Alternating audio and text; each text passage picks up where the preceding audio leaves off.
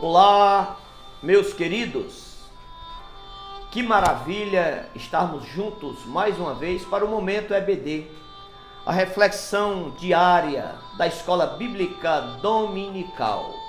Esse momento tão especial, Deus colocou no nosso coração para que houvesse essa meditação dessas passagens bíblicas que antecedem a nossa lição do próximo domingo, ok? Lição esta, o qual nós iremos estudar sobre o propósito dos dons espirituais. Que coisa maravilhosa e abençoada. Meus amados, não esqueçam de compartilhar a nossa live com mais alguém. Inscrevam-se no nosso canal, nos ajudem a evangelizar mais pessoas, levando uma reflexão bíblica para aqueles que estão precisando ouvi-las, ok? Muito bem. A reflexão bíblica de hoje nós iremos fazer na Epístola de 1 aos Coríntios, capítulo 13 e os versículos 1 e 2, que nos traz o seguinte tema: exercendo amorosamente os dons. Executando amorosamente os dons. Exercendo com amor os dons do Espírito Santo na igreja, ok? E eu quero já fazer a leitura desta prédica bíblica que nos diz o seguinte: ainda que eu falasse as línguas dos homens e dos anjos, e não tivesse caridade, seria como metal que soa ou como sino que retine. E ainda que tivesse o dom de profecia e conhecesse todos os mistérios e toda a caridade, e ainda que tivesse toda a fé, de maneira tal que transportasse os montes e não tivesse caridade, nada seria. Meus amados, essa Bíblia, ela é uma versão de João Ferreira de Almeida. E nessa passagem, quando ele traz caridade, na verdade está se referindo ao amor. Certamente, a caridade nada mais é do que o amor em ação. Estou dizendo isso porque alguém pode, por falta de conhecimento e ensinamento, e achar que essa caridade aqui, ela se refere a uma ação caridosa de obras para a salvação. E não é. Caridade aqui se refere ao amor. Amor em ação, ok? E o apóstolo Paulo, quando ele vai terminando, finalizando o capítulo 12, no seu versículo 31, ele diz o seguinte: procurai com zelo os melhores dons, e eu vos mostrarei um caminho ainda mais excelente. E o apóstolo Paulo entra no capítulo de número 13, que na verdade, que caminho excelente, mais excelente é esse que ele vai mostrar para a igreja aos Coríntios. O apóstolo Paulo vai mostrar à igreja aos Coríntios que esse caminho mais excelente nada mais é do que a execução dos dons, a prática dos dons espirituais da igreja, feita com amor, amorosamente. O apóstolo Paulo vai, de uma forma maravilhosa, vai mostrar à igreja dos Coríntios que todos os dons que eles possuírem, tudo que eles fizerem em prol dos menos favorecidos, todos os dons que eles executarem na igreja, se não tiver amor, nada valerá a pena. Ok? E como nós podemos chancelar esse ensino de Paulo? A palavra do Senhor, a palavra de Deus, chancela este ensino de Paulo quando ela vai nos mostrar pelo apóstolo João, no seu evangelho, capítulo 3, versículo 16, que diz: porque Deus amou o mundo de uma tal maneira, Deus amou o mundo de uma forma inexplicável, imensurável, que deu o seu Filho unigênito, seu único Filho, para todo aquele que nele crê, não pereça, mas tenha a vida eterna.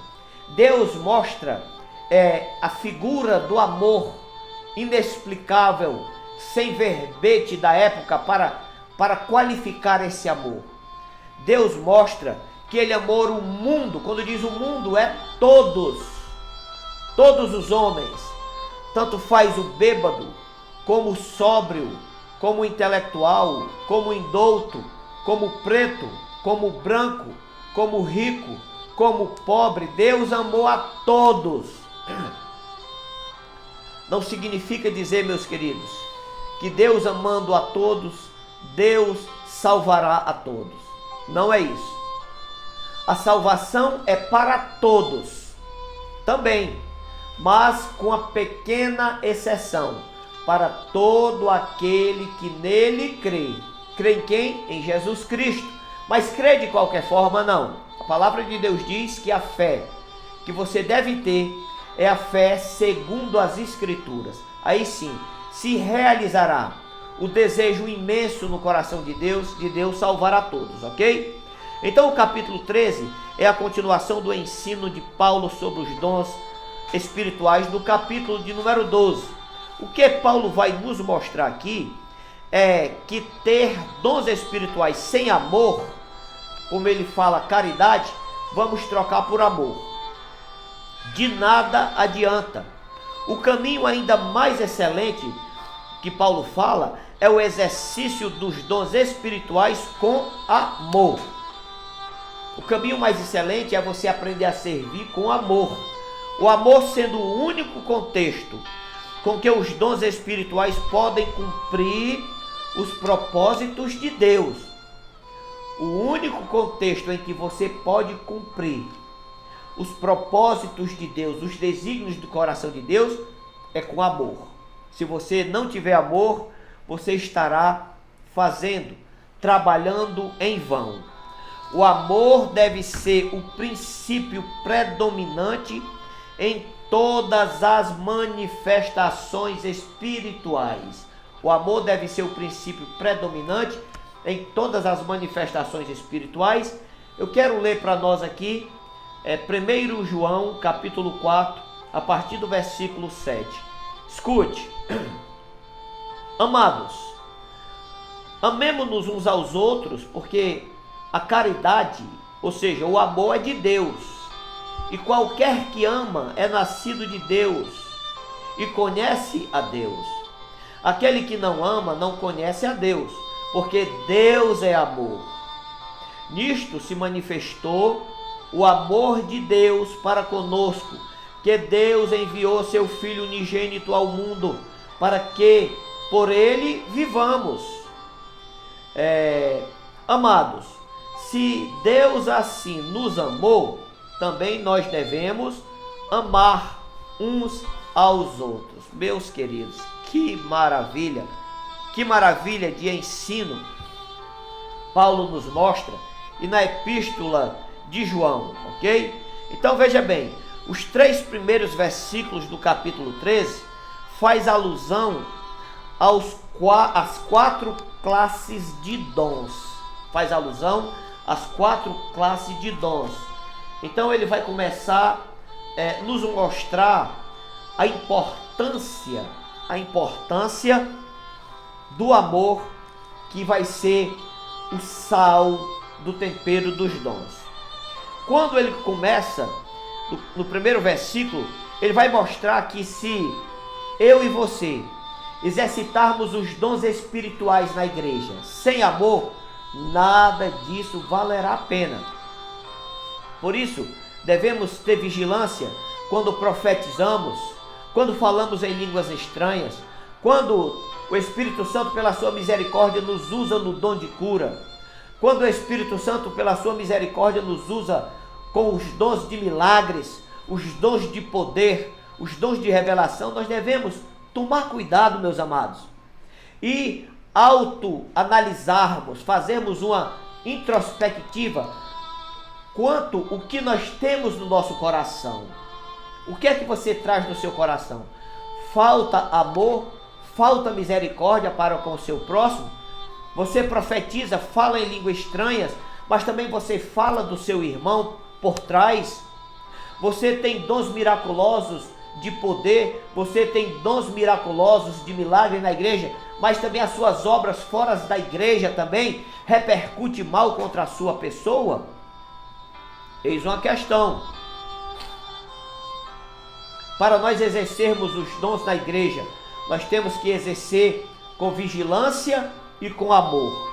E o apóstolo Paulo ele vai mostrar agora, nesses 3 primeiros versículos do capítulo 13, ele vai fazer alusão a todos os quatro classes de dons espirituais, ok? Que estão ratificadas no capítulo 12 e no versículo 28, que vai dizer o seguinte: e a uns pôs Deus na igreja primeiramente apóstolos, em segundo lugar profetas, em terceiro lugar doutores, depois milagres, depois dons de curar, socorro, governo, variedade de línguas. O apóstolo Paulo mostra esses dons ministeriais e dons pessoais para a igreja no capítulo 12. Mas agora no capítulo 13, ele vai dissecar sobre eles e vai mostrar que se você tiver esses dons e não tiver amor, de nada valerá para você, ok? Porque se você não tiver amor, você não executar os dons de Deus amorosamente na igreja, no último dia, que Deus nos livre, você poderá estar incorrendo naquela passagem de Mateus capítulo 7, no final do capítulo, onde chegam muitos quando Jesus está fechando a porta e eles dizem: Senhor, Senhor, abre-nos a porta. E Jesus olha e diz: quem sois vós? Eu não vos conheço. E aquelas pessoas dizem: Senhor, nós profetizamos no teu nome, nós expulsamos demônios no teu nome, nós ensinamos no teu nome.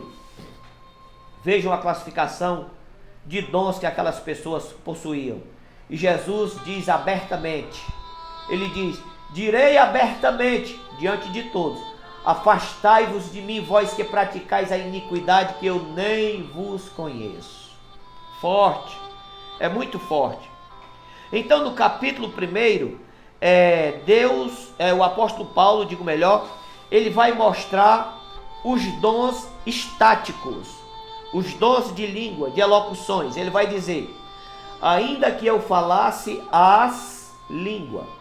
Ele não fala a língua, ele fala as línguas dos homens e dos anjos. Então podemos rapidamente perceber que existem 2 tipos de língua na igreja: a língua dos homens e a língua dos anjos.